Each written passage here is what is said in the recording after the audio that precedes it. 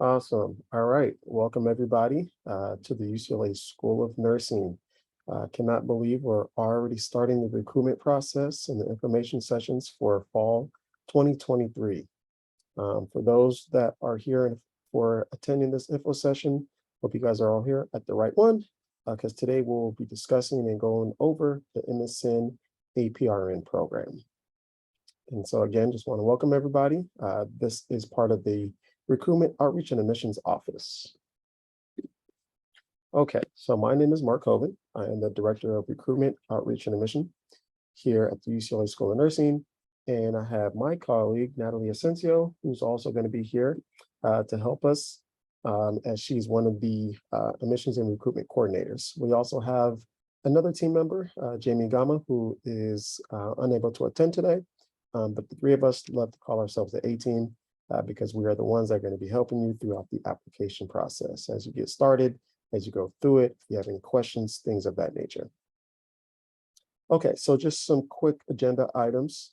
If you guys have any questions, please feel free to put it in the Q&A section. We also have the chat available, but the chat is something that we're not going to be looking at as much. So if you can, please make sure that you put any questions that you have in the Q&A, and we'll make sure to answer all of those before the end of today's session. All right, so let's go ahead and continue. Okay, so the purpose of today is to make sure that we have you guys come in and learn everything you can about our MSN APRN program, right? So APRN is the acronym that we use, and it stands for Advanced Practice Registered Nurse. So this is for everyone who could be sitting here watching us who have a BSN or are in the midst of completing the BSN. Okay, so if you are someone who has a BSN or will be completing the BSN, you will be eligible for this program. If you do have a master's in nursing degree already, so if you have an MSN, unfortunately, you would not be eligible to enter this program. Okay, so unfortunately, we do not have a postmaster's, which would be for someone who has an MSN already. So if you do not have an MSN, you again are in the correct place and you are eligible to apply to our APRN program. One thing you'll see here is that it does say this is a full-time master's program, which is true. And now when we say full-time, basically we have a set curriculum, which I'll be going over with in a little bit. But basically the classes and the days in terms of your lectures, going rotations, all those things are pretty much set in stone to where we have it to where a student is going to have to, I guess the first word that's come to my mind is abide by, but that's not really a good word to use. But just knowing that the days will be set, you'll know you'll have to come in when those classes and those days in terms of your clinical rotations are required of you. Okay, so a lot of people ask, why UCLA, right? It's a really good question. And then a lot of people also think, well, why do you even have to sell UCLA, right? I think our main thing is we want to maintain being one of the best nursing schools, not only in Los Angeles, California, but in the United States. And so what we do is we try to do a really good job of making sure that we have all the resources necessary for you to be a successful student. So the first thing is, as an example, I always like to say a small community within a big city. So for those of you who've been to UCLA before, you know it's its own community, right? Small community within the big Los Angeles city limits. And so when we say community, we have a police department. We have our own transportation. As you guys know, we have our own hospital, right? So we have the Ronald Reagan Medical Center, which is the #1 hospital of the West Coast, west of the Mississippi. So we have that. We have, what else? I always say we have the world's biggest grocery store, Rouse, which pretty much has everything you need. We have retail stores, we have other places to eat. We just have everything pretty much that it takes for a student to be, immersed within this community. But at the same time, we also like to say the School of Nursing is its own small community within the big realm of UCLA. Again, if you've been on campus, UCLA is pretty big. In the School of Nursing, we are small in the sense of, let me preface it this way. We have about a little over 600 students, and that comes from our undergraduate all the way to our graduate programs. Okay, so we are pretty small in that sense. So we do feel we're a small community within, the 60,000, 40,000, UCLA students that attend on a yearly basis. But we have so many things that we offer for our students. So of course, we have your own faculty advisor. You have your own student service coordinator, meaning you'll have someone that's going to help you as you matriculate, throughout the program. We have a mentorship program. So what we do is we match up a first-year student with a second year. And that mentor will become your friend, of course, but they'll help you as you maneuver throughout the program, give you some ins and outs, what classes, right, or tend to be maybe harder than others, how to study, maybe pass down some books, things of that nature. So we have that. We have our own financial aid office. So I think that is really cool as well.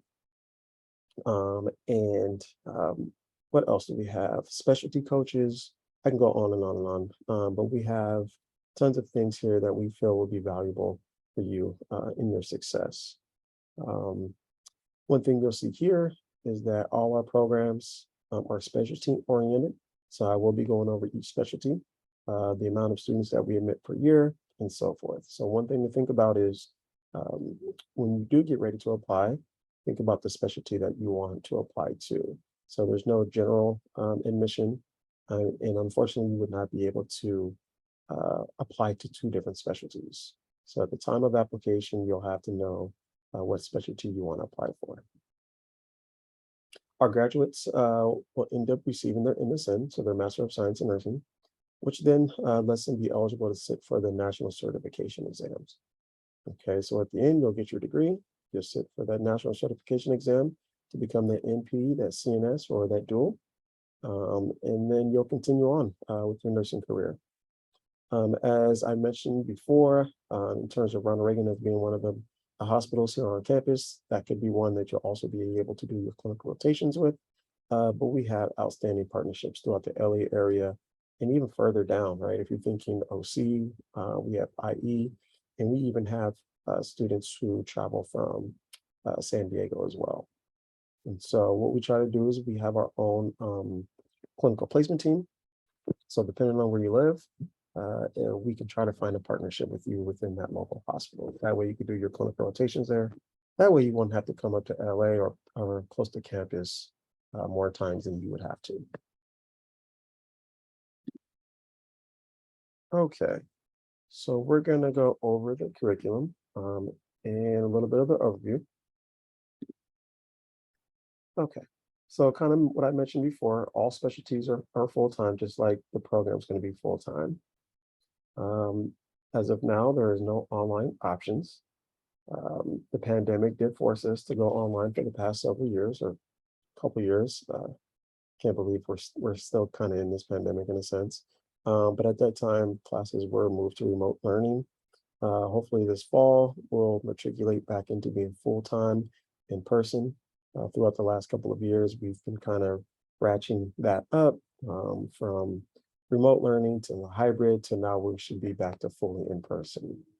Okay, so just thinking about the near future, especially if you're thinking about next fall, 2023, classes will be, to my knowledge, in person. Classes will be on specific days. Typically, what you'll see here is for the theory courses, they will be on a Tuesday and a Wednesday. And then the clinicals will vary for other days as well. But what we try to do is make sure that, again, for those that may be having a longer commute, that that classes will be back to back, right? So they'll be Tuesday and Wednesday. And that's it. In that sense, we have it where students may stay in hotels or may stay over at a classmate / friend's house, whatever it is that you would need to do, knowing that you'll be coming up to class about 2 days a week, especially within your first year. And then again, right, where your clinicals, rotations, those could be where you live or close to where you live. So that way you won't have to come up to UCLA as often. One thing that UCLA likes to say in terms of their time commitment is making sure that you're going to dedicate at least 3 hours of work, right, for one unit that is taken. Okay, so for instance, if you have a 14-unit quarter, What they're asking is that you should dedicate at least 42 hours of study, which is going to be inside the classroom or outside the classroom. As you guys know, this is a graduate program, so you guys all have undergraduate degrees. You may have multiple undergrad degrees, and so you know what it takes in terms of your time management, in terms of your study habits and so forth. So that's going to be up to you, but just know that UCLA feels that you dedicate this amount of hours to your study. This will help you be a successful applicant, or I'm sorry, successful student. Okay, so I'm gonna pause for a quick second because I see a question here. And someone is asking, is this program considered front-loaded or integrated? And that's a really good question. I would say that this program is integrated. Now, what I will say is, as probably the next couple slides will show, as you start your first quarter within the program, there will not be a clinical rotation that's involved, but you will start that starting your winter quarter. And so, yeah,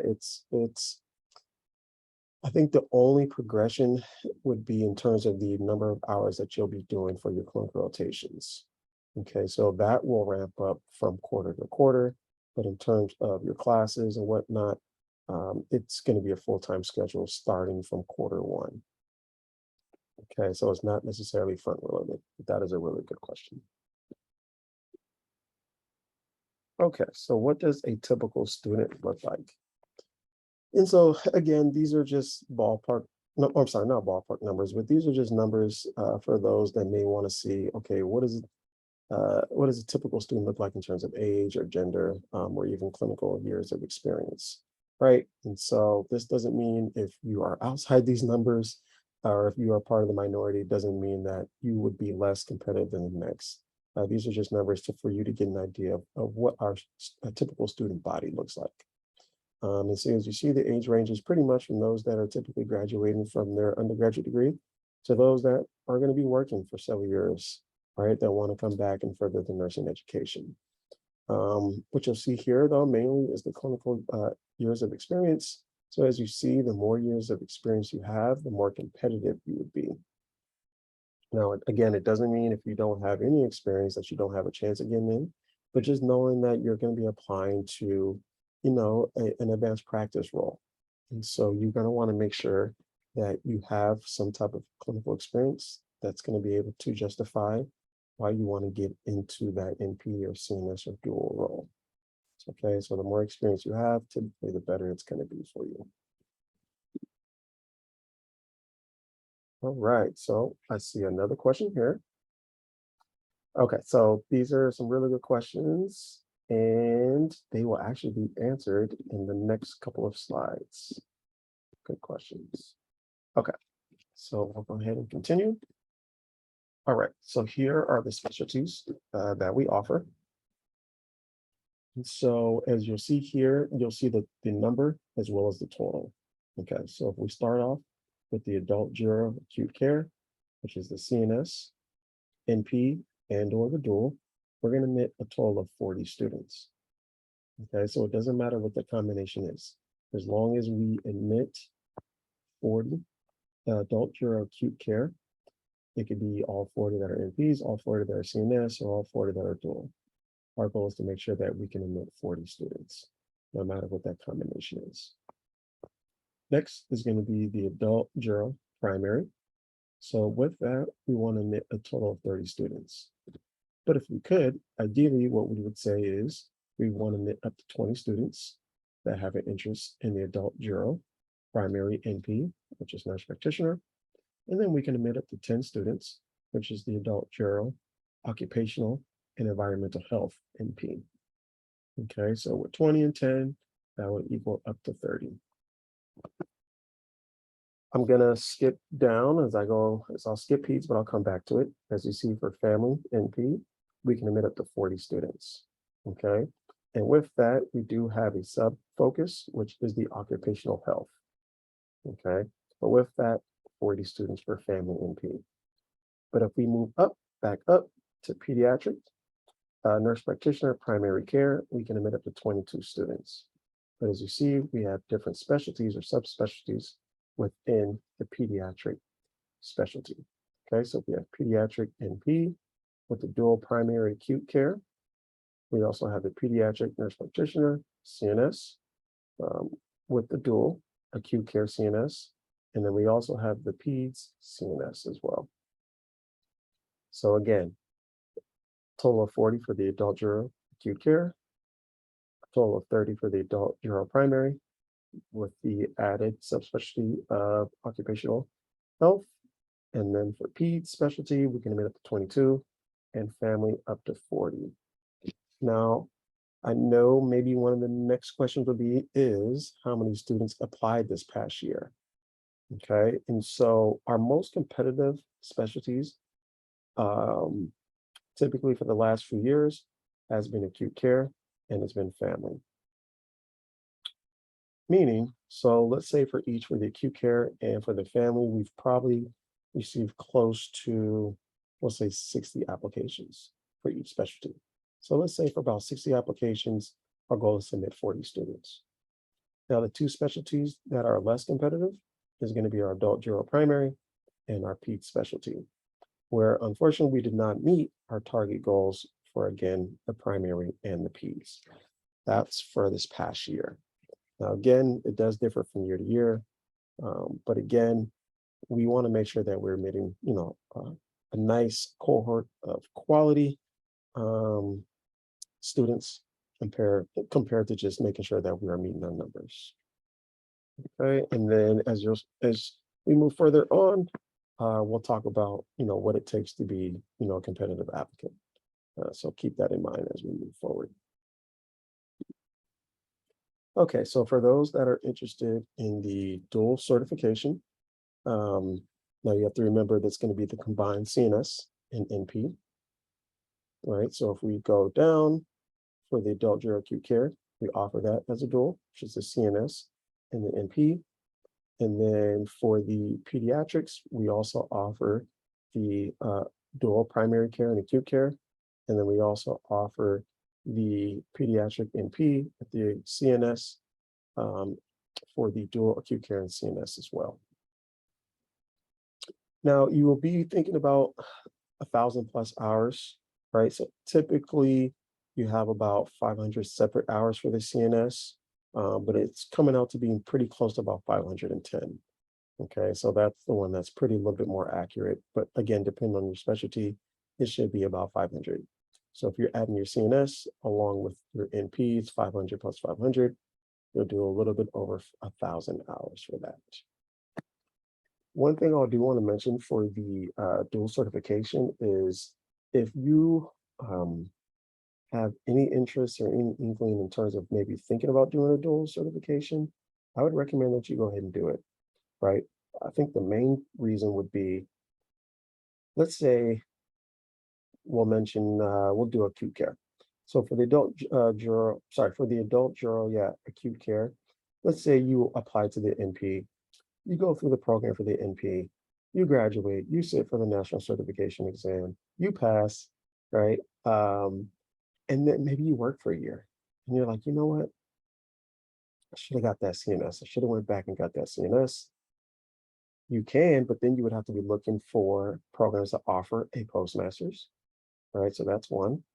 The next thing is, can you complete a postmaster's to get that CNS less than 2 years? Can you get it less than a year, or can you get it within a year? Maybe, maybe not, depending on what that institution offers, right? Whereas you think about if you haven't, again, maybe an inkling that you want to do a CNS at the time of that you get into the program, you're going to be able to get that dual certification within that 2-year program, but you're really doing that CNS portion within 1 summer. Okay, so you have that 500 hours for you to be able to get that done. All right, so that way you don't have to think about, after you graduate, you receive your certifications, you're not going to have to think about going back because you have that. So that's one thing to keep in mind as you move forward. Okay, so here are some frequent Q&A questions that people ask. And feel free, if any of the questions you have here are not answered, feel free to put them in the Q&A, and I'll make sure to answer those. So what's the minimum GPA? UCLA Graduate Division requires that applicants submit um, their unofficial transcripts part of the application, and that their undergraduate degree is a minimum 3.0. Now, for the past few years, Graduate Division has required that the cumulative GPA be at 3.0. In years past, it used to be the last 60 semester units or last 90 quarter units, but now they change it to cumulative. And so your GPA for them must be a 3.0. Now, if you do not have a 3.0, it does not mean you're automatically denied and that you would not be able to apply. You can still apply and we can still admit students to have a GPA under a 3.0. Okay. There's just a justification that we would have to write here on our end from the administration side to justify to grad division why we still feel you would be a strong student to start our program, even though your GPA is under 3.0. Here's another thing. There may be some people out there who have 2 undergraduate degrees, right? So typically, there could be someone whose first degree could be a BA or a BS, but it's in a major that is different from nursing, right? So they have a different discipline. And then you may have gone back and received your ABSN, right? Or you just went back to receive your BSN as well. And so we would need you to submit both unofficial transcripts because we will be looking and calculating the GPA from both undergraduate institutions. Okay, so think about that. Doesn't matter if you're first bachelor's or your second bachelor's, we're going to need both. All right, next, people ask, how much can I work? Which is another good question. So as you know, again, we have a set curriculum in terms of the days that you'll be having to come to class for your theories and or your clinical rotations. Now, your clinical rotations will vary depending on who your preceptor is, but just knowing that, again, you would have to work your schedule, your academic schedule around your preceptor, and then again, the days that the classes will be offered. And so can you work? Yes, you can work. But again, you're going to have to tailor your work schedule around your school schedule. We do have it to where students will reduce their work to part-time. So you can do that and or per diem. So that's typically what students do. So again, depending on if you still need to, work in order to survive, you can do that. Health insurance, all of those sort of things. If you want to do that, you can do that as well. The one thing that the university does offer is health insurance. So there are some reasons why you would not have to work as you go through the program, but I will say a majority of our APRN students still work. So just knowing that they would have to work around that. So I see a question here, which is a really good one. Someone's asking, is there a plan to change this to an online or a part-time program in the future? So that's a really good question. I will say it has been in discussion for both, for online and or part-time. The reason for it is the pandemic has shown, right, that classes, can be taught online and remotely and still be successful. We're still able to graduate our past 2 cohorts. But knowing that this program is traditional, the university has requirements in terms of what's the word I'm looking for? Accreditation, in terms of making sure that we are doing the right things in order to graduate our students, that we have been accredited to be an in-person program. Okay, now one thing is, will we be 100% online? I'm pretty confident about 99% to 100% saying no, it will not go to full-time online. There could be a hybrid option in a sense. So this is something that faculty will have to discuss in the near future, but I will say for the time being, it will be in person. Now thinking about part-time, that also has been discussed, but to my knowledge, the program will continue to be full-time. Okay.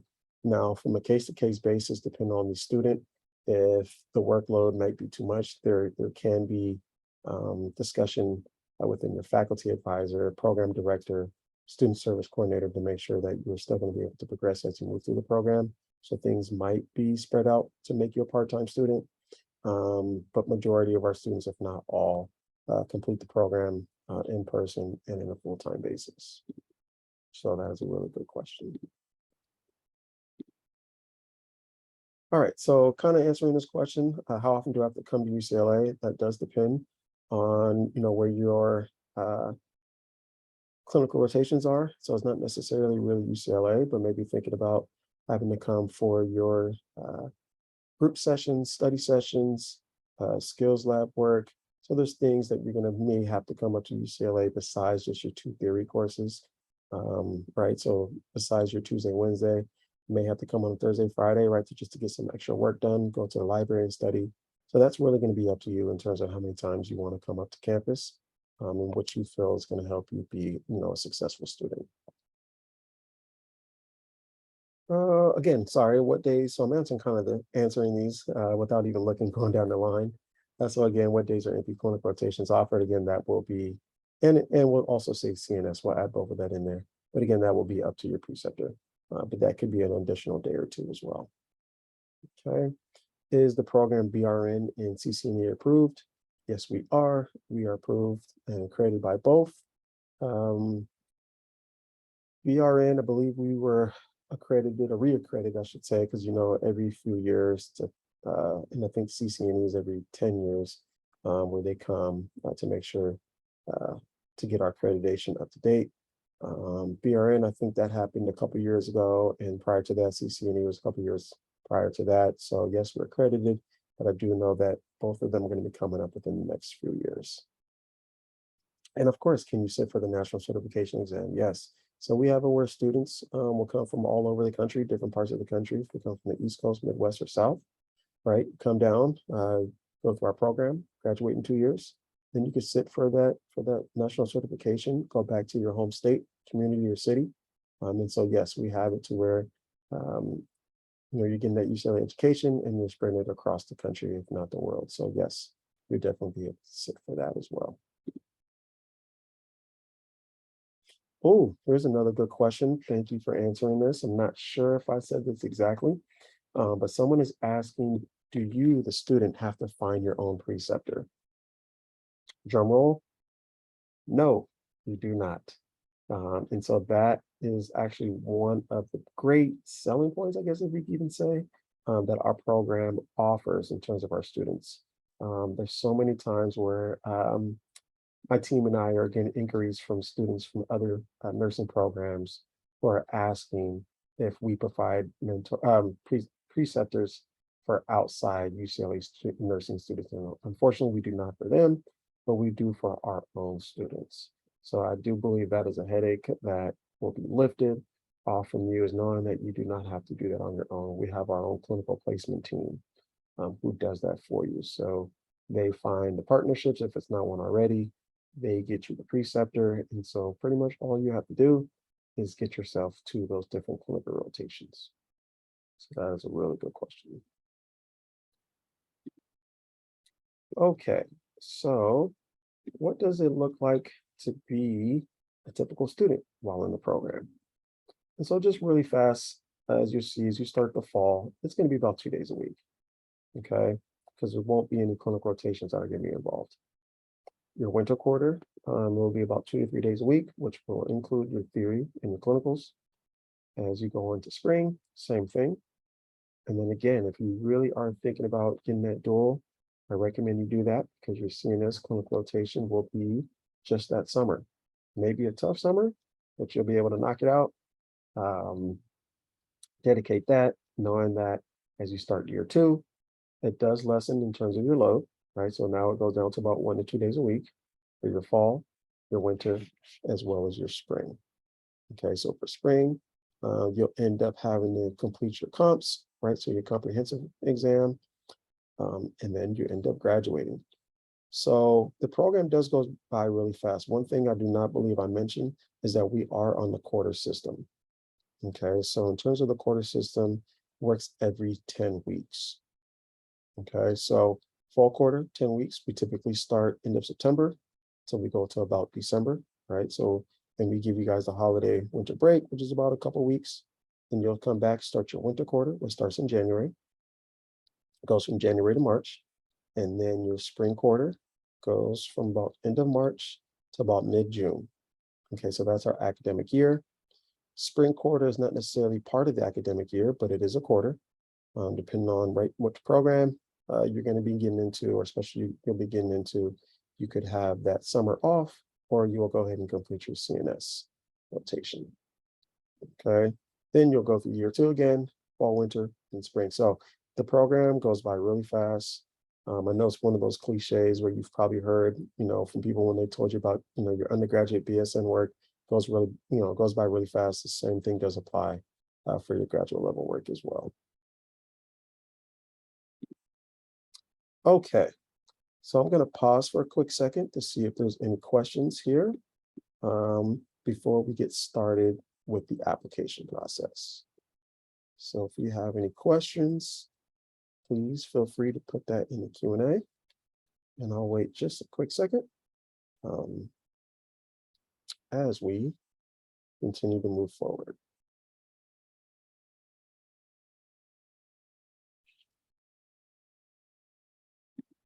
And these are great questions, everyone. Great questions. Thank you.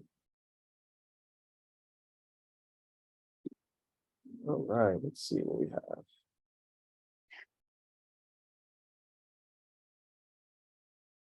Okay, so someone's asking, how many CNS concentrations do we offer at UCLA? So we offer 2 in terms of the specialties. So one would be the adult gero acute care. So with that, for the acute care, we offer for CNS and an NP. And then the other is going to be the pediatric specialty. And that's where we offer the dual with the acute care dual certifications that are involved in that too.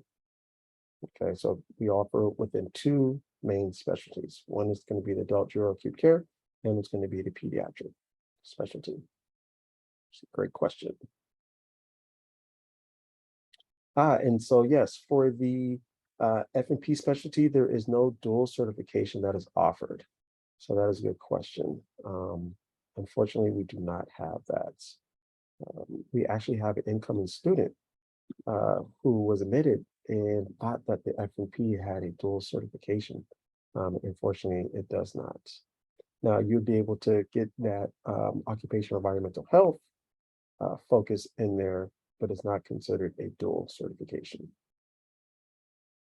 Okay, and here's another really good question. Someone is asking, do you have stats on job placements for postgrad? We are actually in the midst of starting to put that together. It's something that we haven't necessarily done in the past, just because it's been really hard, because we don't require our graduates to let us know after they graduate, right, where they end up finding positions. But what we've been noticing is for a lot of our grants that we put out, that they do ask for this information. And so we do have a new administration. Not sure if you guys know, we do have a new dean, Dean John, who is actually completing her first year, her first academic year. And then along with that, we have associate deans for academic and student affairs that are starting with us. So we have a new regime that really wants to make sure that we are touching base with our alumni group. And so to answer that question, we will have statistics, hopefully within this new graduating class, where they're going to be going, and in the future in terms of where they go. I will just say some of the relationships that I've built with, these past graduates. They find positions, all over the city and in the different states. I have some that, are working in the Pennsylvania, New Jersey area. We have some, of course, that are working in the LA area that are working in outpatient, right? If you're thinking about F&P, and or if you're thinking about, staying within the hospital clinical setting, we have students, or I should say graduates, that do that as well. So that was my long answer. Short answer is we will have more of a better kind of stats and data on that to give you more like a percentage. So look out for that as well. But great question.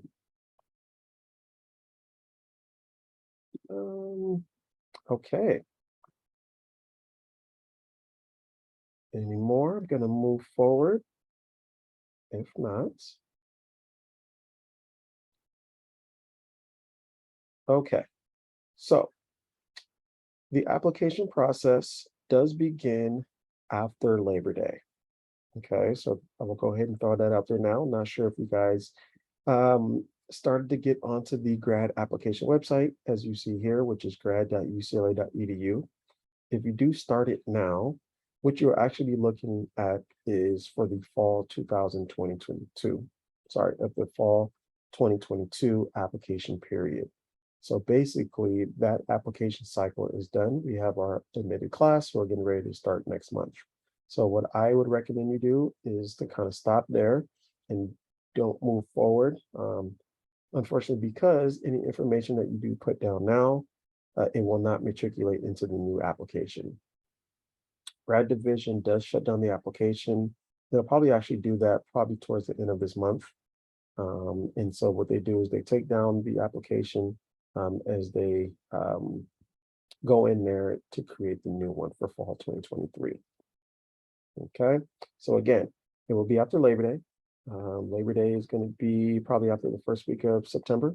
Don't know the specific date of this year, but again, it's always first week of September.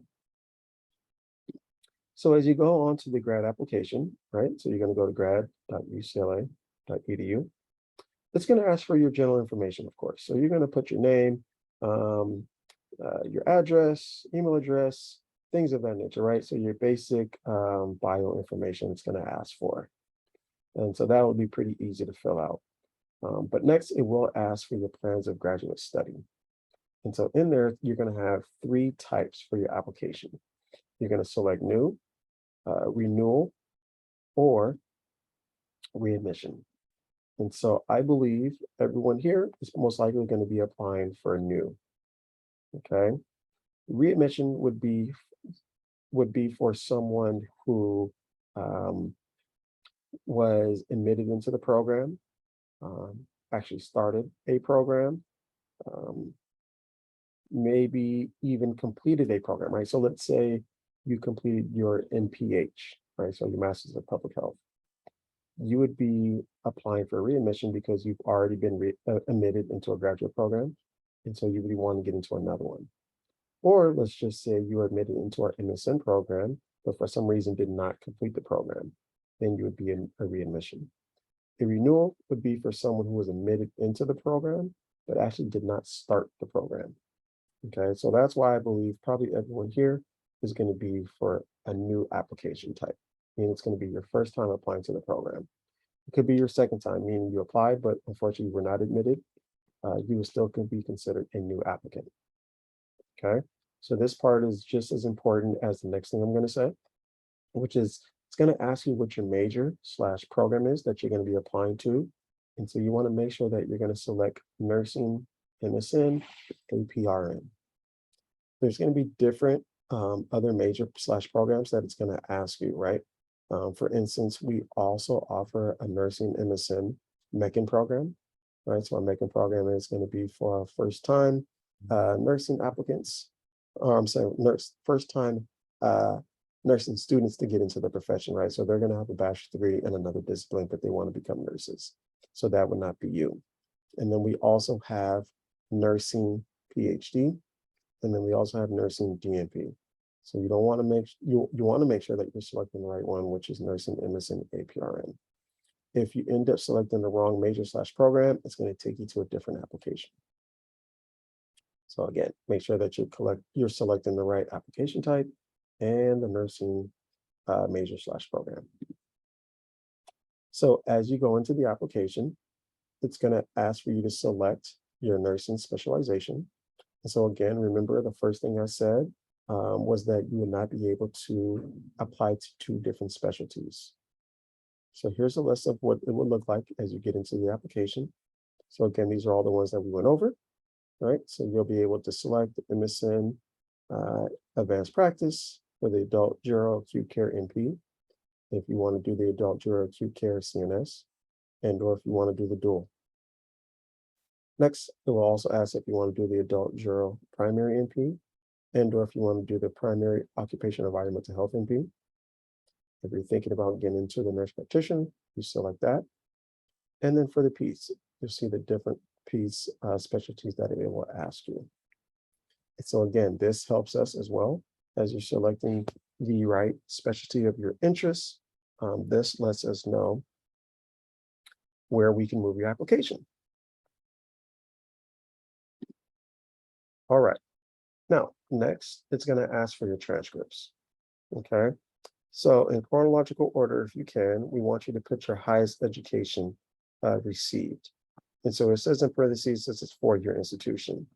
Um, for some reason, the application, when you type it in and or if you do the search, it does not populate the community colleges. Um, and so what you'll end up doing is putting the four-year institutions. So again, for maybe your BSN, and or if you receive the master's degree in something else. At that time, you're going to put in the information and it's going to ask for you to upload that unofficial transcript. Now, this is what's different from the years past. In years past, they would have you submit an official transcript at the time of application. Now it's just an unofficial transcript. Okay, so that's a good thing is you get to save some money. Now, one thing that they are asking is that the unofficial transcript that you do submit, that it is not like a degree audit or degree progress report or anything like that. Unfortunately, those have missing grades and or they're just not in the chronological order, right, from the year that you started to the time you graduated. So again, if you are looking up how to even download your unofficial transcript, every graduate should be in your institution's database. And so you'll be able to go in there or you can contact them and ask them to send you and or download the unofficial transcript. Now, as you see here, it does say, if admitted, we will ask that you submit an official transcript, right, with your degree posted. And so again, if admitted, right, meaning you do not have to submit your official transcript at the time of application. My team and I, right, so myself, Natalie, and Jamie, will make sure that if admitted, you'll receive what we like to say a status sheet. And so in that status sheet, it will let you know what we need from you in order for us to complete your official acceptance. And so a lot of institutions now are starting to send electronic official transcripts, which is pretty cool. And so they can do that. What you'll end up doing is sending it to a specific email, and then we're able to get it shortly within that, day or two time frame. Whereas if you have it sent via snail mail, that's even what they call it now. So if it does come through the mail, it does take up to a week or even two. So depending on what your institution offers, official transcripts can be sent electronically. Okay, so here are some things that we're looking for in an applicant. So with that, it's going to be pretty much tailored towards these two essays that you'll be writing, and I'll go through those in the next couple of slides. So the main thing is we really want you to put together a self-assessment, right, for your potential graduate study, okay, that is tailored to your advanced practice specialization. Okay, we want you to also provide reasons for selecting UCLA. We know we're not the only, graduate nursing program. We're not the only graduate nursing program that offers, the specialty of your interest. So what is it that we offer you that's going to help you get to where you want in terms of your potential goals as you go through graduate study? We also want you to give a clear statement, right, of your goals, with you being able to demonstrate and understand the advanced practice role. Okay, and so again, we're going back to the past several slides that provided you kind of the statistics in terms of the number of years students had before they entered the program. So the more years of experience you have, the more competitive you would be. It's almost that same thing here, right? For this third bullet, is knowing that the years of experience that you're receiving, if it's bedside or any type of capacity that you've been doing, travel nurse, how do you feel that has helped prepare you to apply for an advanced practice role, right? So from your experience, you're going to be able to demonstrate that. You're also going to be able to talk about, right, from the clinical experience that you have working as a registered nurse, how that's helped you. So you're going to want to talk about that in these two essays. We also want you to talk about your leadership experiences, right? The activities and the qualities that you possess. And so with that, that can be talked about in your essays, but you'll see again with the next couple of slides, we do require a resume. So again, these are the sort of things that you can put in your resume. And so that's why it says in parentheses. It would be helpful if you do indicate the duration of the time, right? So how long you've done it in terms of weeks, months, or years. And again, how you feel those leadership experiences and activities and qualities that you possess, how you feel that has helped prepare you, again, for graduate studies. We also want you to talk about any multicultural and or diversity experience. Okay, so as you guys may or may not know, UCLA is moving towards becoming an HSI, so Hispanic Serving Institution. And so we do pride ourselves on being multicultural and being diverse, right? And so we want to see how you implement that in your personal life and or in your professional life. Okay, if you're part of any organizations, clubs, associations, things of that nature, right? I want you to talk about that and how you feel that has helped you, again, as you grow as an individual. One also thing that we like to see is if you have any type of challenges that has happened, again, in your personal and or professional life, any adversity, right? So some examples would be if it's economic, if it's social, right? Any type of disadvantage that you have gone through and how you responded to it, right? Every single one of us have had something in our life that has been challenging, but we've gone through it, right? And we've been able to come out of it, a better person. And so how does that relate to you wanting to get into, nursing graduate program? One thing could be, your first generation, right? So your first generation college student, knowing that you're probably the first in your family to graduate with an undergraduate degree, which definitely means you're going to be the first, right, to pursue a graduate degree. So that's one thing as well that you may mention. Another one is if you have any bilingual or multilingual abilities. So as you guys know, the best thing about Los Angeles is we're a melting pot, right? But in the best sense of the word, is that we're so diverse and there's so many different languages being spoken. And I know you guys know that as you guys are, working within, a clinical hospital setting. So of course, we want to see what your multilingual ability looks like and to describe the level. If you're, a conversational, if it's proficient, whatever the case is, just let us know. We do feel that does let us know a little bit more about yourself as well. Okay, so for the statement of purpose, what we're going to do is we are actually in contact because the first thing that I'm looking at here is the word count. Now, I've been with talks with graduate division to try to up this 500 word count up to 1,000. Because as you see, what I just spoke about in this last session, or I'm sorry, in the last slide, is a lot. And for you to only put that within 500 words is not going to be enough. Okay, so what we're going to do is we're going to try to up that. So hopefully it will be between 500 to 1,000 words. And so you will know at the time of application what that would look like. But in it, again, for the statement of purpose, right, we want you to know that this is a really integral part of the application for graduate admission and consideration, right? Especially when it comes from merit-based financial support. And so with that, we want you to, again, talk about from the standpoint of making sure that, again, you're going to be hitting all those points. But with that, what this next slide is, there's going to be questions that graduate division will be asking you. You don't have to answer all of these, but you can pick and choose the ones that you feel are most important to you. But also knowing that you're going to be touching on, if I go back, these points, okay? So self-assessment, reasons for applying to UCLA, demonstrating understanding the practice of the advanced role, clinical experience, multicultural experience, diversity, leadership, responding to challenges, and if you're multilingual. Again, so if we move forward, first question they're going to ask is, what is your purpose for applying to graduate study, right, in that specific program? So you see, they're asking the question, which is typically what we're also going to be looking for.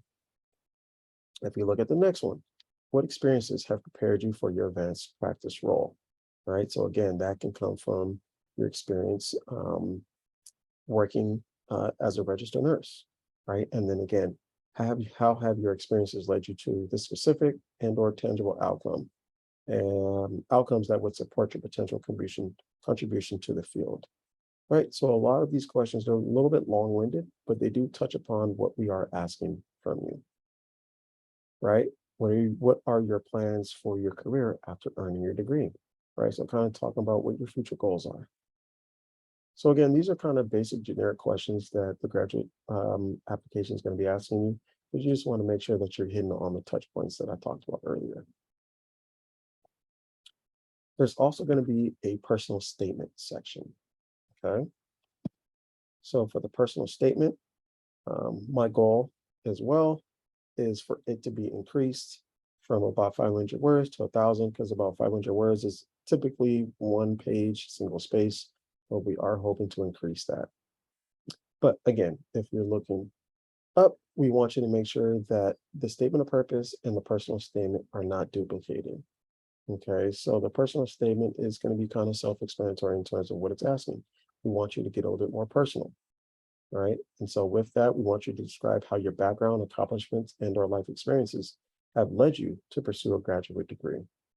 Okay, so we also want you to talk about from your experience, if you've had anything that is relevant to your educational, personal, cultural, economic, or social experiences and any challenges, right? So again, it goes back to that initial page where we want you to talk about any experience, life experience that you've gone through that you feel has helped prepare you for graduate studies.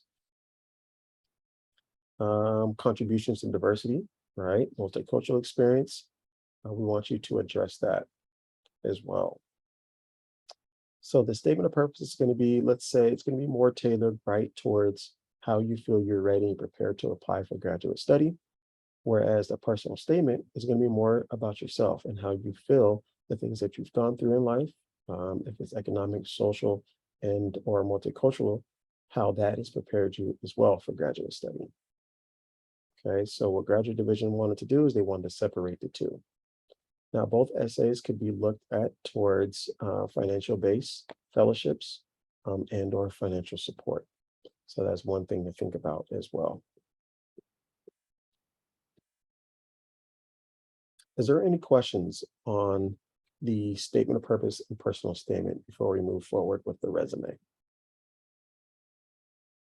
I'll give you guys some time to think and maybe put up any question that you guys have.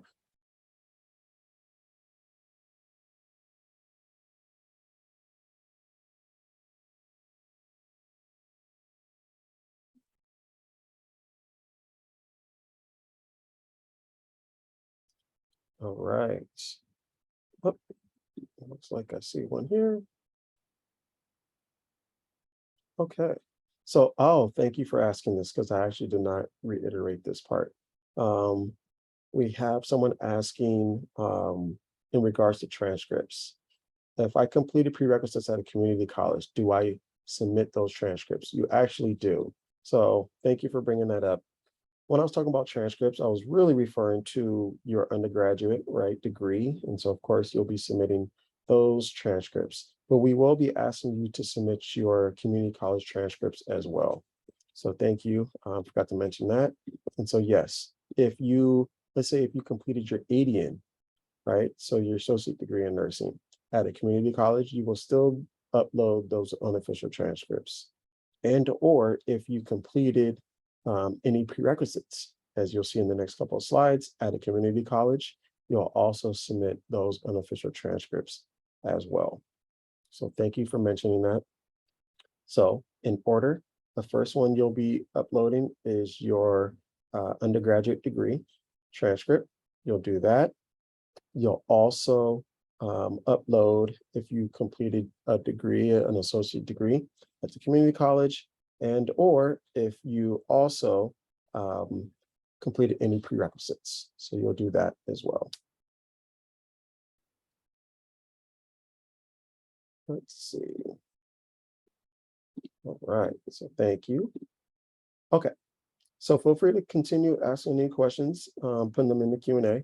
Definitely stop and answer those for you as well. but we're going to move on towards the resume, which should be pretty easy for you guys, as you guys all know how to write a resume / CV. But of course, what we want you to do is highlight any education / honors that you received, work experience, volunteer experience. Also include professional organizations or associations that you belong to as well. If you can, put those in chronological order as well. And we want you to make sure that, that you include all this information. A lot of times people feel like you have to put this down in one page. It can exceed one page. So your resume can be 2, it could be 3 pages. Typically, individuals will end up having that be within 2 pages. But we want to make sure that you're not leaving anything out. So anything that you feel is of importance, we want you to put it in there. Okay. So again, we want you to make sure that you're putting any leadership experience that you have, your employment, community service, volunteer, any other type of creative experiences or creative work that you have as well. We want you to put that in your resume. One thing that I'll mention now before I forget is that there are no interviews. Okay, so there's no interview that is attached to this application cycle or application process. And so whatever you leave out within your statement of purpose, personal statement, or resume, we're not going to know. So you want to make sure that you are implementing everything about yourself, professionally and or personally, into these sections of the application. Next is going to be your letters of recommendations. And so we are going to ask that you submit 3 letters of recommendation. Okay. Of that, we do ask that one does come from a current employer. Okay. Now, someone may ask or say, my current employer actually doesn't really want me to go back to school to further my education, right? They're not an advocate, they're not an ally. So if that is the case, then I wouldn't recommend that you ask that current employer or that current supervisor, right? Because they don't align with your future goals. So at that time or at that point, then you can actually ask a previous supervisor, okay? But only if you feel that is the reason. The reason why we want a current employer, obviously, is just depending on how long you've worked there. They have the most recent, understanding of who you are. We do ask that if you are going to choose a physician as a recommender, that you limit it to 1. And then we do ask that no coworkers, family, or personal friends are going to be someone that you enlist to write you a letter of recommendation. So again, if you have multiple kind of supervisors, you can use them, or if you're working in 2 different hospitals, 2 different settings, right? If you're doing like a per diem job at different locations, you could use them to write you a letter of recommendation. If you have a physician that you really have a good relationship with, that's okay. You could use them as well. But typically, we just do not ask for coworkers, right? So a coworker would be someone that's lateral to your position. The letter of recommendations work a little bit different in terms of you just asking your reference or your recommenders to write a letter. As you go into the application, you're going to enter their name and their email address. And in that, we're going to send them an electronic form. Okay, so as you put their name and email address, they will then receive an email that says that they've been recommended to write a letter recommendation. And so our letter recommendations is an actual form. Okay, so the form, it's going to be a grid form, and there's going to be about 2 or 3 questions that we ask. The grid form are going to be check marks, and they're going to be if you are excellent, outstanding, average, below average, or even a do not know section. Okay, and so it's going to ask, typical questions of how is your leadership abilities, how is your oral expression, how are you in a team member or group setting. That's going to be one. And then there could be others where ask about your maturity, writing ability, things of that nature. And so your recommender is going to write that you're excellent and outstanding, right? You want to make sure that you're on that side of the grid form. And then we're going to ask for them to type in a couple questions. How well do they know you, of course? Where do they know you, or how do they know you? And how well do they think you would be able to, succeed in a graduate program, right? So they're kind of generic questions that they would be typing in answers. But there is an option for them to upload a written letter as well. Okay, so again, the grid form is going to be mandatory, but they will also have the opportunity of uploading a letter as well. So again, we're going to ask for 3. They're going to be required to complete our created recommendation form, and then they have the option of uploading a written letter as well. Any questions on that?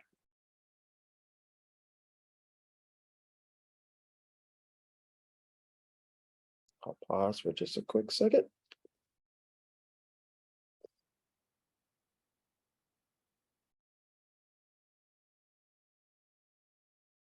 Okay. All right, so let's go over the prerequisites really fast. So for the prerequisites, we do require 4. The first one is going to be human physiology, which does have a 5-year time limit. So for those that are going to be applying for fall 2023, human physiology will be accepted as long as it's completed by the year 2018 and more recent. Okay, so again, if you complete it in the year 2017, unfortunately, you would have to retake human physiology. So 2018 and recent. We also require nursing research, which is at the BS level. We also require statistics and or biostatistics. And then there is an approved, right? So we say approved in capital letters because we have a selected list of physical assessment courses that we admit or accept, I should say. But that has to be completed within 3 years. Okay, so the year 2020 and most recent. Now, I'm not sure if any of you guys have taken a look at our approved course list, but if you look on the right side of this slide, we have it on our website. Okay, so definitely go to our website. And so for all 4 of the prerequisites, we have an approved course listing. Now, for human physiology, nursing research, and statistics, if you look on there and for some reason you don't see your school, doesn't mean that it's not accepted. What we would ask is that you send a course description of that to me or any one of my team members to get that evaluated. Now, for the physical assessment, we are only going to accept the courses that are on that list because those courses were approved by our faculty. So unfortunately, if your school is not on that list, you would have to retake it with us. We do offer human physiology and we offer physical assessment during the summer for our admitted students. So for instance, the students that are getting ready to start next month, they are actually taking human physiology and physical assessment right now during summer session C, which started August 1st. So it's a 6-week course for both, and you'll be able to complete that in time to start the program in the fall. All prerequisites must be completed with a C or better. Okay. And as you see, for your RN license, this should not be, I should change this. We used to have it to where you are supposed to submit your RN license, your California RN license by January 15th. That is not the case. So I need to change this. Your RN license, California RN license will need to be submitted to us in the admissions and recruitment office before the start of the program. So now you have until September to do that. So for anyone who's completing their BSN and does not have the RN license yet, and or for someone who's going to be coming from a different state, you can still apply and you can still be admitted. You just would have to submit a California state RN license to us before the start of the program. Okay, so I will make sure that that is reflected correctly in the next slide or information sessions.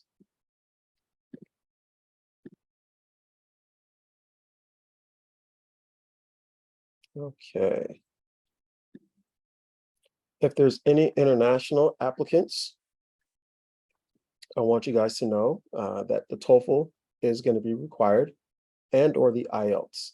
Okay, and so that means if you graduated from a foreign university where English is not the primary language, you are going to have to take the Toefl. Okay, so if you are looking to where and or what is required in terms of the Toefl, you see the website here. Our institution code is 4837, and our intended graduate major code is 0610. For those that are international applicants who are not licensed as a registered nurse here in the US, you must take the CGFNS, which is the Commission of Graduate for Foreign Nursing Schools. So again, if you are a registered nurse, but not here in the States, you would also be required to take the CGFNS. All right, last but not least, you got to make sure that you guys know the dates to submit the application. So again, I stated that the application is going to become available after Labor Day, right? So at some point during the first week of September. But what does that mean? How many days do I have until December 1st? So December 1st is going to be the application deadline. The application is on Eastern Standard Time. So if you're getting ready to submit your application and it's 11, right, 11:01 p.m. on the 1st, but specific time, when you press submit, it's going to say, thank you for submitting your application December 2nd at 2:01 a.m., right? And so you may freak out, oh my gosh, oh no, I know I submitted it before the end of the December 1st deadline. We know that, that's okay. We know it's an Eastern Standard Time application.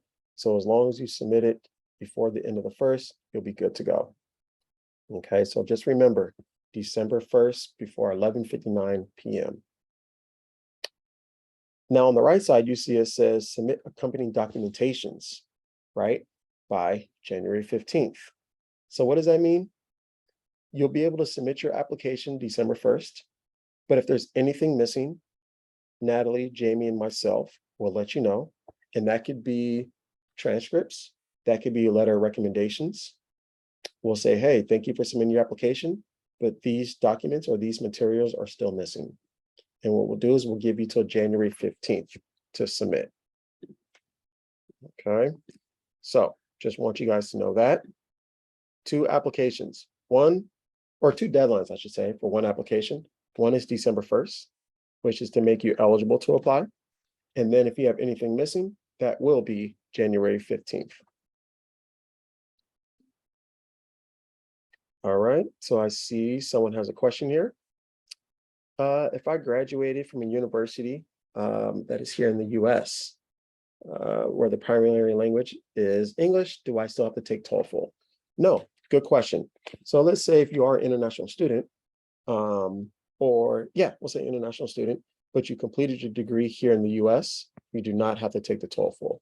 So it's only if you completed a undergraduate degree or any degree outside of the US. Okay, so good question. Someone is also asking, can we still apply even though our physiology and physical assessment courses are pending? Meaning that they've probably exceeded the time limit. So yes, you can still apply. So great question, you can still apply if both courses need to be repeated. Because remember, you could be admitted into the program and we will allow you to take it next summer before you start the program in the fall. So again, for our students that are getting ready to start next fall, they are currently taking both human physiology and physical assessment right now as we currently speak, which is summer session C. So you would still be able to apply, and the same thing would apply for you next summer. So you'll be admitted, pending and or conditional acceptance, knowing that you have to complete these 2 prerequisites and or submit and or verify your California RN license. Good question. So what I'm going to do is I'm going to leave this up for some more Q&As. And what I'm going to do, as you guys ask those, is I'm going to prepare or get the, if I can find it, we have our Director of Financial Aid, Leonie Thomas, put together a recording for the financial aid section. So let me just find that. And I will go ahead and play that recording once I find it.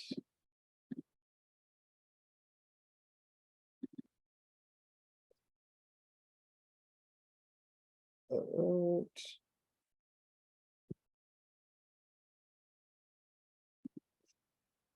Okay. Let me do a new share.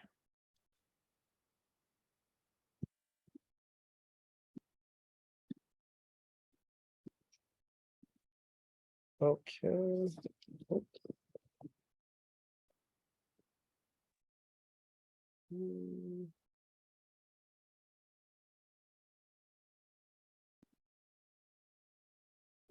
For a second. Should be good. Okay, Natalie, I'm gonna look at you. I'm gonna press play. Let me know if you can hear it. Hi, everyone. My name is Leonie. I'm the Director of Financial Aid at the School of Nursing. Welcome to our information session. I'm so glad you have joined us. In this presentation, I will be sharing an overview of financial aid at the School of Nursing. But if you have any specific questions, please feel free to reach out to us at financialaid@sonnet.ucla.edu. In this session, we'll be going over a few topics, including how to apply for financial aid, annual student fees and the cost of attendance for your program, how to fund your education, and important dates to keep in mind. To begin the process of applying for financial aid, you will need to complete a financial aid application. To know which application to complete, you can reference the information in the table on the right. Most students complete the free application for federal student aid, or FAFSA for short. Students that are not eligible for federal aid can apply for state aid through the California DREAM Act application.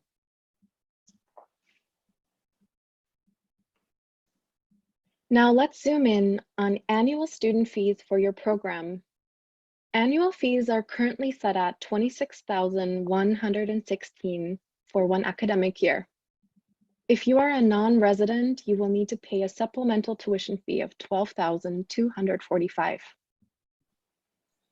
Fees are assessed quarterly, so a resident student would pay about $8,705 in tuition and fees each quarter. Student fees include UC-wide and campus-based fees. You can find a specific breakdown of all the fee components on the annual and term student fees page on the registrar's website. Health insurance coverage is mandatory for all students. Students are automatically enrolled in the UC-SHIP health insurance plan, which has a fee of $4,714 per year. The UC-SHIP health insurance requirement and fees can be waived if you already have adequate insurance coverage. The cost of attendance, or COA for short, is an allowance based on the educational expenses that students might incur. So the COA includes direct and indirect costs, and it's also the maximum amount of financial aid students can receive during an enrollment period. You will see in the pie chart the different components of the cost of attendance. The total projected budget is currently $61,382. You'll see that tuition and fees is just one part of that component. The rest also include room and meals, books and supplies, transportation, health insurance, and even loan fees. So students can fund their education in a combination of ways, through scholarships, loans, and working at UCLA. Grants or scholarships is gift aid that you won't have to pay back. And those include fellowships through the graduate division, which you can apply to on your application for admissions. And all students who submit a financial aid application and a School of Nursing scholarship application will receive some sort of scholarship funding. That can include scholarships that are based on your program or interests, need-based scholarships like the Audrey N. H. Mosley Scholarship or HRSA Scholarship for Disadvantaged Students. We also have merit scholarships, and we always encourage students to expand their scholarship search and look for outside scholarships. Loans is borrowed money that you will need to pay back. This includes direct unsubsidized loan, which can be offered up to $20,500 per academic year, a direct graduate plus loan, which is based on students having adequate credit, the DREAM loan for our DREAM Act application students up to $4,000 annually. Nursing students also qualify for a nursing student loan, and there are also a lot of private loan options. Lastly, some students choose to work at UCLA. So this requires, of course, that you work and you earn money or employer-paid benefits. So either you can qualify for federal work study and be a work study student somewhere on campus. There's also academic apprenticeships where you can qualify for fee remissions, and UC employees. So eligible regular status UC employees can qualify for a 2/3 tuition reduction in the student services and tuition fees. Now, before we end our presentations, I want to highlight some important dates. Each year on October 1st, the financial aid applications open. On November 1st is the deadline to apply for fellowships through the graduate division. March 2nd is the financial aid application priority deadline. So you want to make sure to submit your FAFSA or DREAM application by this date. In May, typically our School of Nursing scholarship application opens, and this is shared with students after they are admitted. And in June is when our scholarship application deadline is set. You can find more information about financial aid at the School of Nursing on our website at nursing.ucla.edu/financial-aid, or feel free to email me your specific questions at financialaid@sonnet.ucla.edu. Thanks for listening.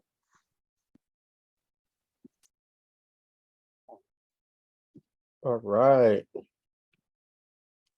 Awesome. Let me get back.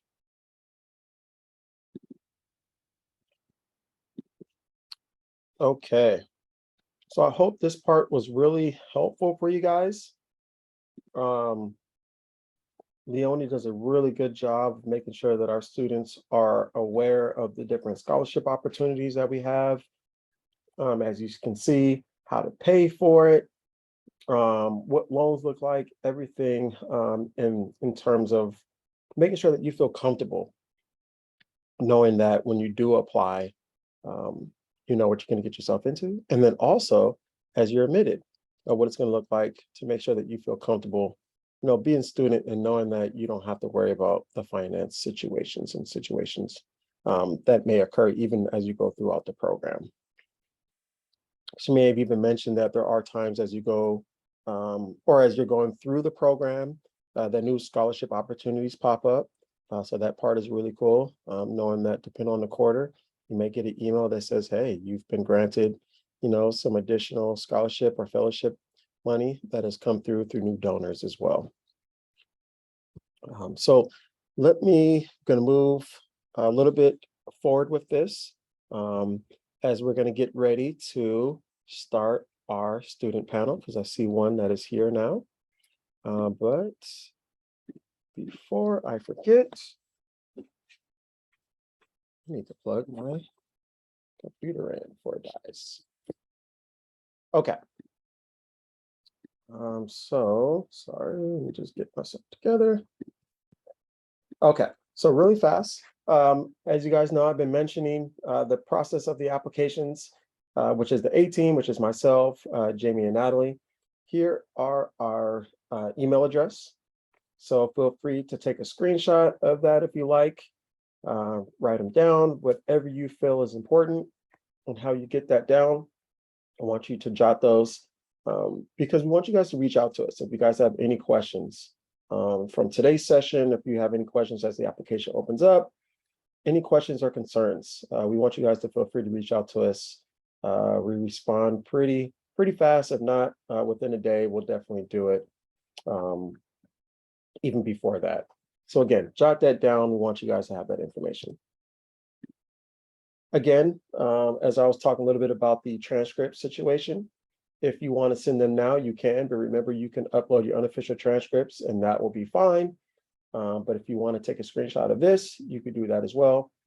Electronic transcripts will come to myself, may have a different email address for next year, but you can even take that down for me. Then again, if you guys want to send those through the mail, that's the address there. So again, if you want to just get a head start, you could do that. If not, no worries. It has no bearing on the application. And so just really fast, school disclaimer, as we know, this is, you guys are taking the time out of your day, spend the next, couple hours with us. I want you to know that that the information that you're getting today, right, is really going to set you forward in your advancement in terms of being admitted, but just knowing that it is a competitive pool and not everyone will be admitted. But again, I think those that are listening to this or that are taking the time to sit here and be here with us, you are getting a head start. There's a lot of people who apply without knowing what it takes to be a competitive applicant. So again, just wanted to throw that out there. Going to skip this because this is Leonie's section. And what I'm going to do now is, because I believe it's 3:31. And so Kevin is here. I do believe we might have one or two more students that are going to be joining us today. But let me stop share so we can open this up so everyone can see us. And we're just going to wait. Actually, no, you know what? Since you're here, Kevin, we're going to go ahead and get started. And if the additional APRN students join us, we'll see them hop on. But I do want to say thank you for taking the time out. I know, it's super busy on your end. Actually, are you doing a dual certification? No. So you have the summer off. Yes, I graduated actually. So you just graduated? Oh my God. Yes, I'm part of the graduating class. Oh my God. You see, guys, because I haven't seen his face in the last couple of years because we've been during a pandemic, I totally forgot that he was a year two and just graduated. Yeah, so, it's been 2 years already. So that's actually good because that's gonna probably help us in terms of seeing or figuring out what you're doing now. But first, let me just go ahead and say, everyone, this is Kevin Kwan. Obviously, he just graduated. And so we're going to ask him just a couple questions just to see what it was like for him to be a student. He's going to give us the real, right? So I definitely want you to be honest and let us know how it was, especially, going through the program virtually in a sense, and things like that. So first thing I want you to do is, I guess, introduce yourself. Let us know what specialty you were in. And then we'll lead it off again with, I guess, what you're doing now. Hi everyone. There's about like 10 attendees, so congratulations. I think Mr. Coven, as he said, it's actually you guys are taking the first steps to try and get into this competitive program. It's like a wealth of information, and I actually attended one of his info sessions, and as I just said, I just graduated from the program back in June. So I did the adult general acute care nurse practitioner program. I had the notion of thinking that I was going to do the dual program, but it was very overwhelming for me. But you have the opportunity to elect yourself in spring quarter, I believe, winter quarter of your first year to do the CNS program. So you don't go into the program doing like just thinking you're going to do dual. You have to be accepted into the dual program. And if you are, kudos to you. You guys are probably like 1 in a million people who will do very well in the program. But it is a very, very tough program because I think instead of taking like 2 spring quarter classes, you end up taking 4 classes.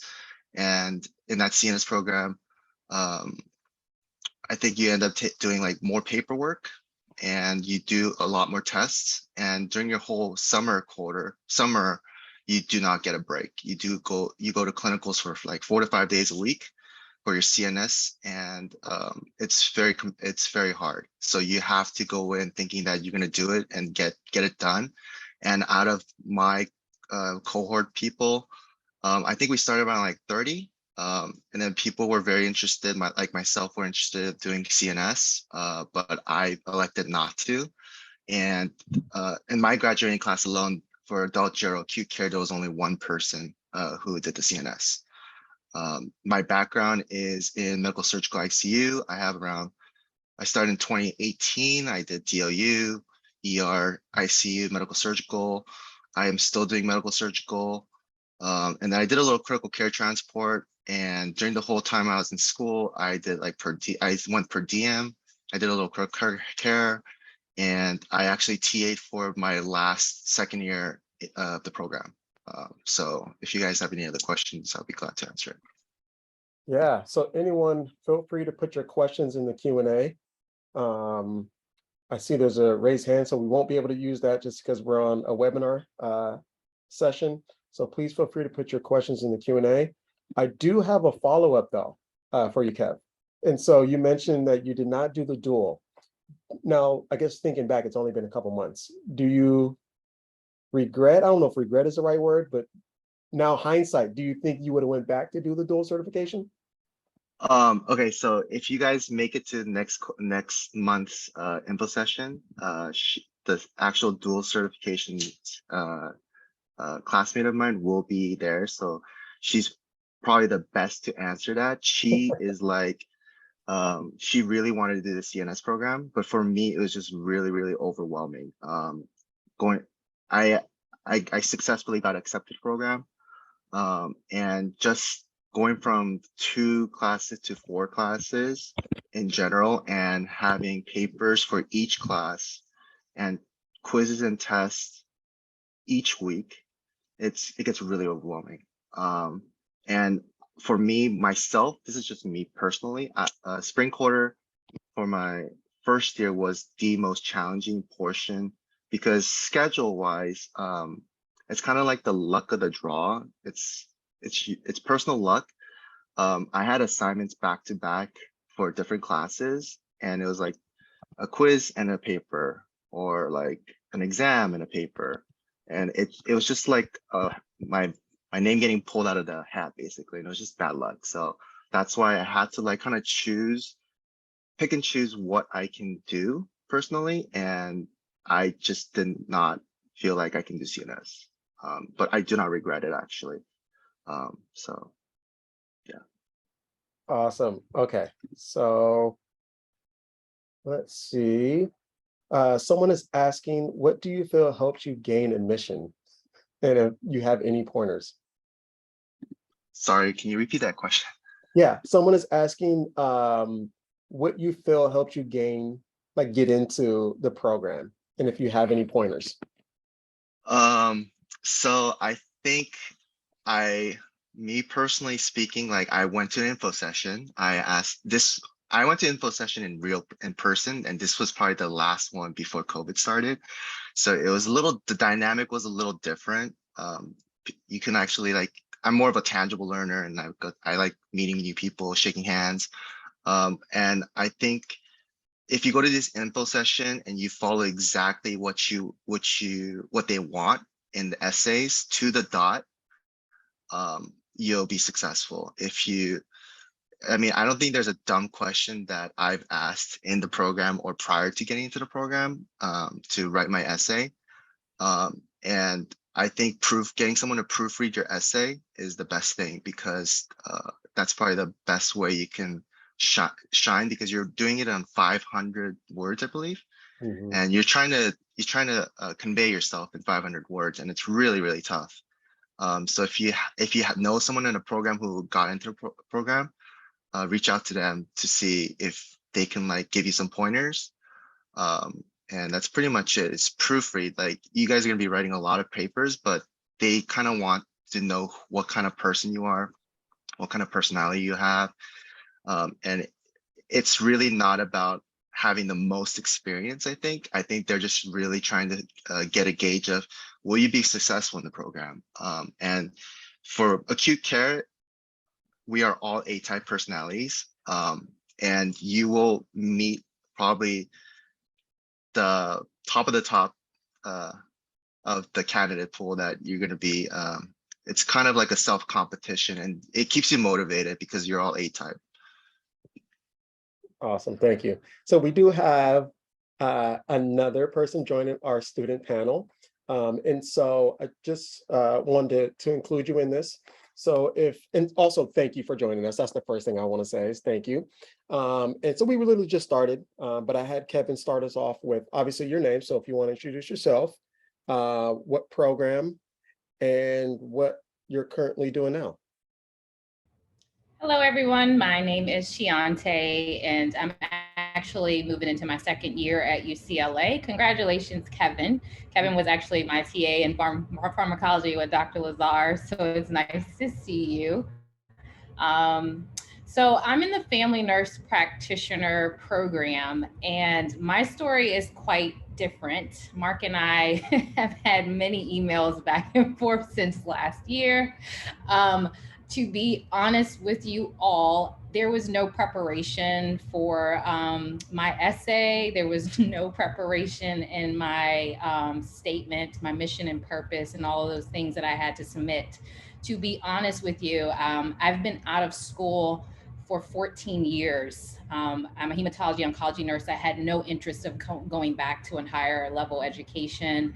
But the pandemic really opened my eyes and seeing one, suffering to a level that I honestly don't want to continue and don't think that we can sustain. And then I realized even after 14 years and the experiences that I had or the skill set that I had, there was just not enough room for me at the table to showcase leadership, want to make policy change, want to make even like protocol change, wanting to translate research into practice. So I had to make a pretty hard and quick decision to go back to school. I actually went on the website and realized that deadline was in less than a week.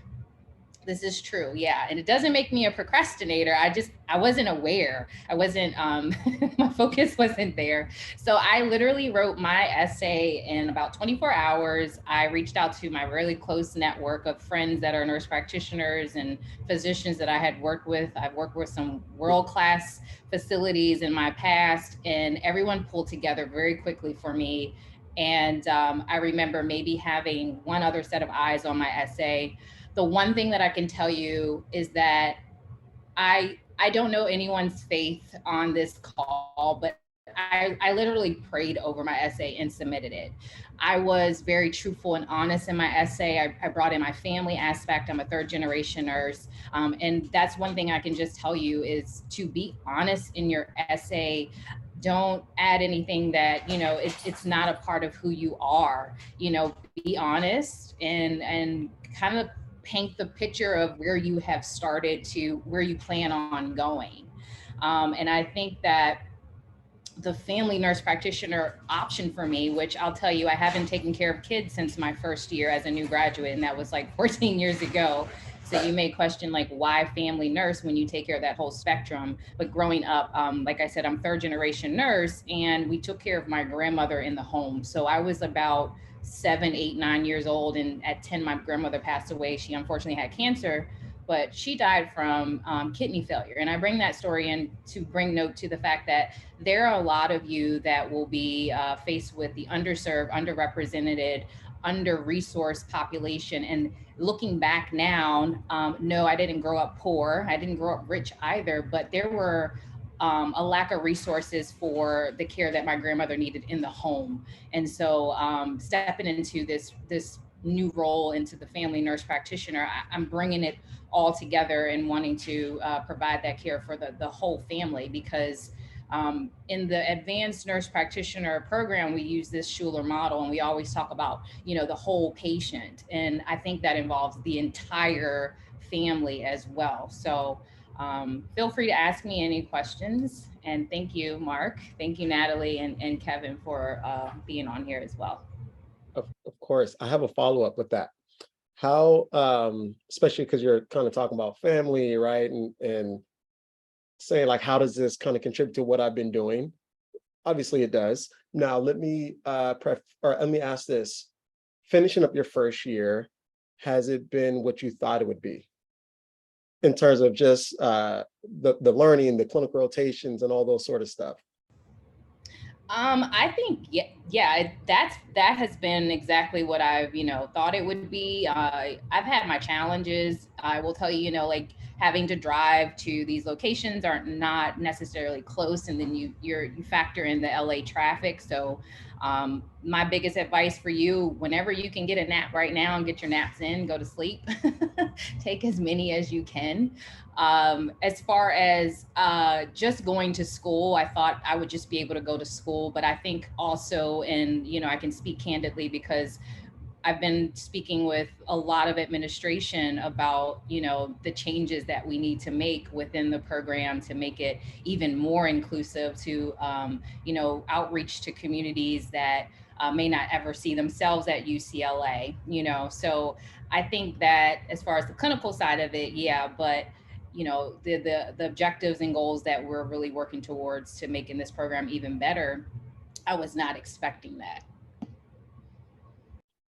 And thank you for saying that too, because what I've been noticing over the past few years, though, is that our administration is trying to be all-inclusive and hearing the student voice.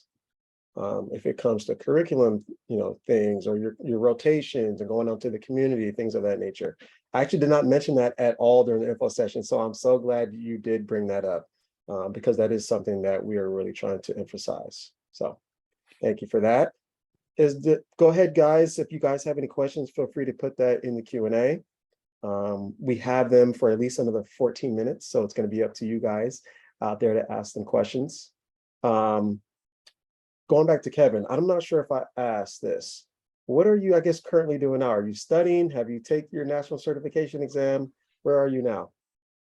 So I graduated. I'm taking my sweet time. And I'm actually studying now, and I have it scheduled for next month to take the boards. In regards to my job situation, I did get a verbal offer, and that is pending. But I think everyone, once you graduate, and if you do get there, it's one of the biggest accomplishments that you can do in your life. But the 2 years, I think the first year is one thing, but the second year is another. And if you graduate, you kind of do feel the burnout, and you need to take some days for yourself. But I think everyone in my cohort's taking their own little pace, own little time. I think some of us went on vacation for like a couple weeks, but it's all doable. You're your own competition after you graduate, and wherever you end up, that's how much effort you put into that. Getting into school is one thing, going through school is another, and then after that, it's just passing the boards, and that's all up to you. And there's no one hounding you besides the authorization to test for like 3 months, and that expires. But besides that, yeah, that's where I'm at right now. I'm just working per DM. And, for me, I'm at an age where I want to have kids, so I'm working on that. But besides that, I'm just enjoying life and just taking a breather from school. That's awesome. So you're in phase 3. Doesn't that sound amazing? Shiante, can you tell us, are you working now? If so, per diem, part-time, not working? Where are you now, knowing that you're in school? Only per diem. I really said that I wanted to take full advantage of my break. My family's originally from Maryland, so I went home to Maryland to visit them. I just got back last week. Haven't seen them in 2 years, literally. And that would be one other thing I would say, coming into this program, it is a really, which didn't happen with me, funny, ironically, but you really got to sit down and have that talk with the family and, lay it all on the table. like, this is what's going to happen. I think what was pretty easy and I would say received well for me, my husband and I, we don't have children. And he had just finished his master's program, or he was about to finish. So he understood what it is that I was up against, what I was about to be faced with.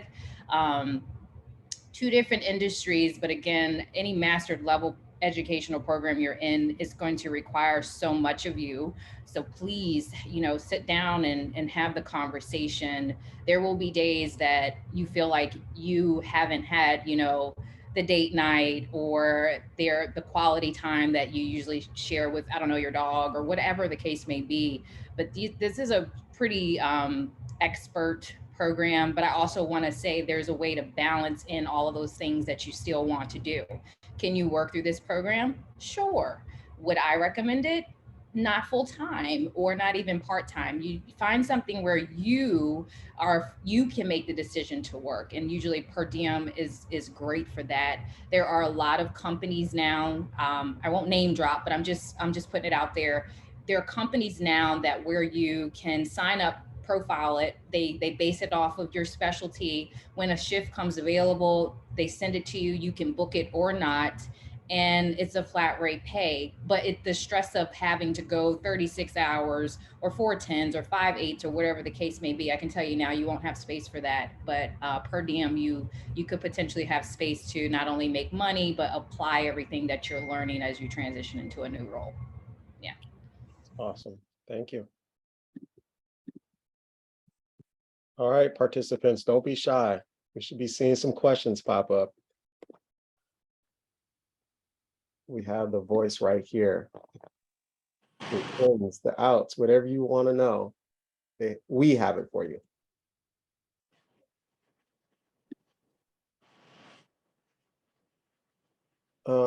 In the meantime, is there anything, not that you guys had to prepare, it's not like I had them prepare for any questions, so this is all off the cuffs. But was there anything that you guys thought about that you really wanted to let them know? I think just what to piggyback off what she said, you really need to get your life straight before you go into this program. I've had classmates who actually had babies, not in my program, the FNP program, she had a child. And then there's drama that happens within, like, relationships. But if you have any toxic stuff, you need to get rid of that, because the next 2 years of your life, I say this to all my friends, if you get into these programs, you will feel a roller coaster of emotions, and there's not a day that you'll be like, I don't know why I did this. And then even to the moment of writing comps, the big paper, I was like full of regrets. I was like, oh my God, I can't do this. But I think if you have a good support system, it's like the most important thing that you can have. Like, your family needs to understand, your significant other needs to understand that 2 years is do or die, basically. As in, you're going to do it and you're going to get it done and you'll be successful at it. So I think you have to have that mindset coming into this program, because if you do it kind of like, oh, like, I'm going to do it, or maybe think about it, then I don't think you should apply for this program, because it's not like that. When it comes to clinicals, it starts from anywhere from 1 day to 2 days to 3 days, all the way up to 3 days a week. And it just depends on the preceptor. And it depends on the program. They can do like an 8-hour shift, or like for acute care, if they're inpatient, they do a 12-hour shift. So even getting through those hours, like, your clinical site might not be in one place. So you might go into multiple clinical sites. So that takes time. And on top of that, it's not driving and doing the actual work, because we're all nurses. We know how to do it. It's actually being able to drive back after your clinicals, because that's like super exhausting. And LA traffic is very infamous. And I did my clinicals at Cedars-Sinai SICU, 5-Saperstein, for my last rotation. And going there, I would have to get there by 5:30, so that's not an issue. I can get up. But coming back at 4 o'clock in the afternoon, it takes an hour and a half. And I had to do that 2 to 3 days a week. And that is no joke. That is the most exhausting part. And on top of that, you have to write your papers and your tests. So you just it's all about time management. But you can do it. Anyone can do it. If you get into the program, you're probably one of the best applicants that they chose. and you're the most qualified, and they honestly do believe that you can make it through the program. That's what I can say about it. 100%. Yeah, I sit in on those meetings, and a lot of it goes, we're going to select the student because we know they're going to be successful. Obviously, with the help, right, of the faculty and the advisors and all those sort of stuff. So thank you for mentioning that. There was a comment which really excites me, is that they're saying it's very comforting hearing that there's a lot of diversity. And so, yeah, I will say, we'll even be honest here, I think student population is really diverse. What we're trying to do is meet that with our lecturers and our faculties, make them more diverse. But I do feel our student population is getting more diverse as ever. So thank you for that. There's a question here. Do you feel you've had enough clinical hours to be ready to start this new provider role? So I'm assuming that's probably for you, Kevin. So we do about like 700 plus, I believe, just for the acute care. And I believe my program is about 70 plus units. FNP is like 90 units. So if you want a challenging program, it's probably most likely FNP. But it's never enough. I think when I had to do like 700 hours, I ended up doing like 1100 hours just because I would just go in just to do clinicals. I don't think you're ever prepared. You're given the foundation to prepare yourself to be a provider. But then once you graduate, once you get credentialed, once you're board certified, your job training will, your foundational knowledge of being a provider will enable you to transition. But your job or your next career should be able to provide that. And I think when you're going through the program, you're actively practicing how to write these HMPs. You're documenting it, and then your preceptor is co-signing it. And then you're doing grand rounds and you're presenting like a provider, and then you're getting critiqued. So you're treated like an intern resident, but not really getting like, the intern resident treatment. There's like a level of expectation. Like medical students are expected to know anything and everything that the providers are throwing at them. But I think as a nurse practitioner or advanced practice provider, I think there's like, you're still learning to transition from bedside to provider role. But I don't think anyone's ever prepared to be like go into a provider role unless you like been in that field for like 10 plus years. And then you're able to have that knowledge as like a provider will. But that's why we're going to this program. So yeah, I don't think I'm going to ever be prepared. So I would say that after my first year, I've dabbed in urgent care, women's health, and a little bit of primary care along with that. You're always going to be evolving. And I happen to be in a very specific specialty. I'm pretty sure what I know what I want to do when I get out. And most of my experience is in hematology oncology, but I really am subspecialty focused, and that's on women's health in that oncology sector. Is what you're going to make of it when you get into these clinical spaces too. I think even though you're scheduled 160 hours, 200 hours per the quarters or whatever, there are some preceptors are willing to take you for longer hours. And I've done that because I know what I want to do. But as far as when you get into really specific specialties or subspecialty, there's always something evolving, whether that be an integrative approach, whether that be a new treatment plan. So I don't think even after the substantial education that I am receiving that I will feel fully confident, because a lot of my preceptors who did go to UCLA that I had the opportunity to work with this past year, they were like, okay, yeah, like maybe after year 2 and being proctored, you'll feel super confident. And I think we all can remember being new graduate RNs and how long that took us to really get to a space of being comfortable. So my biggest word for each and every one of you here is the word grace. We don't always tap into it or always know what that is, but we can just hope that grace meets us where we are and doesn't leave us where it finds us, because you're going to need a lot of grace stepping into the spaces you will step into. Okay, so just keep that in mind as you are journeying through your process in your application to get into school, and when you get into school, the journey that you'll take throughout your education. I think that's the perfect way to end it right there. That was amazing. This session, no, this is perfect. This session is being recorded. So I know we had limited attendees, but I know there's going to be plenty of people going onto our website. So yeah, we're going to make sure that this is on there for people to see what the program is like, the curriculum, the admission requirements, but then also see this panel here and get some really informative information. And so, yeah, just wanted to say thank you. Thank you guys out there that have been attending, that are joining us today. I know it was 2 hours. Hopefully it was all what you guys were looking for and all that you needed. Feel free to reach out to us if you have any questions. If you guys want to speak to either one of our panelists, let me know, then I'll reach out to them to connect you guys. But again, just want to say thank you, and I hope you guys enjoy the rest of your Monday and rest of your week. All right, thanks everyone.